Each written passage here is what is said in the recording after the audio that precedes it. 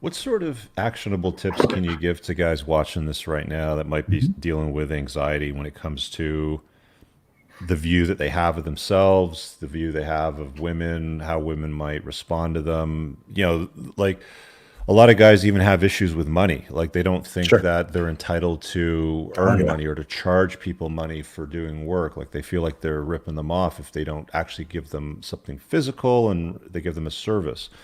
I had a call earlier today with a guy that had this idea, like this big business idea for creating this. I'm not going to get into the details, but basically it was a green product, and he was going to go ahead and complicate his entire life building out this product. I'm not a big fan of it. If you guys are on my email list, by the way, you should have gotten an email from me on Sunday from a learning event from Friday telling you guys exactly what not to do in business. But there was a lot of things in there that he was trying to structure into the business. And one of the sticking points that he had was, I prefer to build a physical product or to sell a physical product because I feel like I'm deserved of the income that I earn from that versus something that's a digital product or a service-based Mm. product, because he didn't feel like he was able to charge for the value that he would create, even though it's not tangible, like something you can physically touch.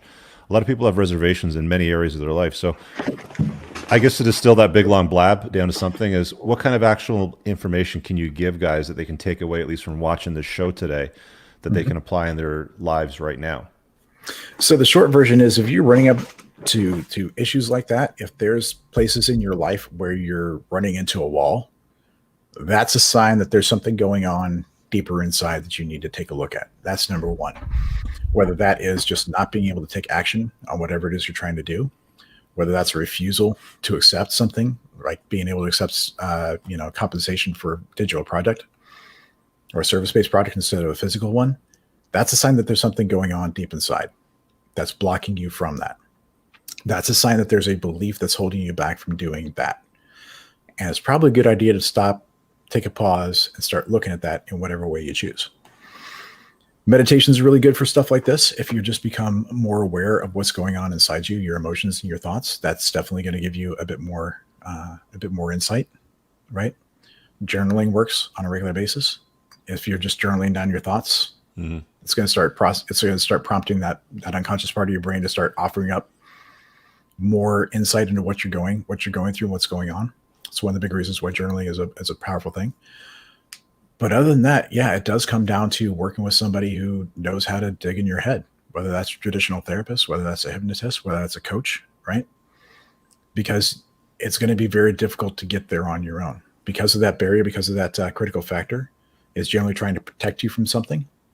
If your unconscious mind is trying to protect you from something, it's also not going to show you it because it thinks it's going to hurt you if it Mm. does. That's why therapy can take so long, is it kind of has to walk you down that path piece by piece, make non-threatening move by non-threatening move by non-threatening move until you can finally get down to that deeper stuff. And that could be a very long, difficult process. I think that Hypnosis is the much faster. I think the point a lot of guys overlook is the whole journaling thing. That's Yeah. that's. I mean, I've found a lot of benefit myself. I've journaled stuff in business. I've journaled business ideas.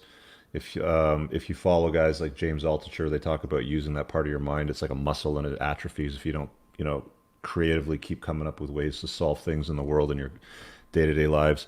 I've journaled dates. I had Mhm. a dating journal. And it's like, you kind of go through the process while you're spinning plates to like break down like all your thoughts, posts and, approach for follow-up, the sort of ideas that you come up with after the fact to get them out of your head and down on paper, like especially if you have an active mind at night. A lot of guys can't sleep because their fucking mind's just like running at 9,000 RPM, and it's like journaling gets a lot of stuff out of your head and onto paper, and you'd Yep. be surprising how therapeutic it can actually be. Oh, absolutely. Absolutely. And that's why, I keep my bullet journal around, like this bad boy right here.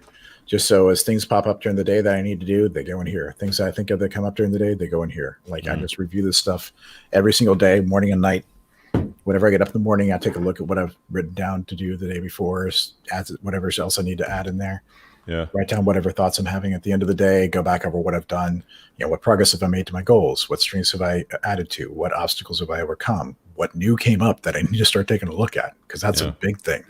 You don't even need a written journal. You can get Evernote, as an app on your phone, and it syncs with a laptop or anything else. I mean, you can literally journal that way too.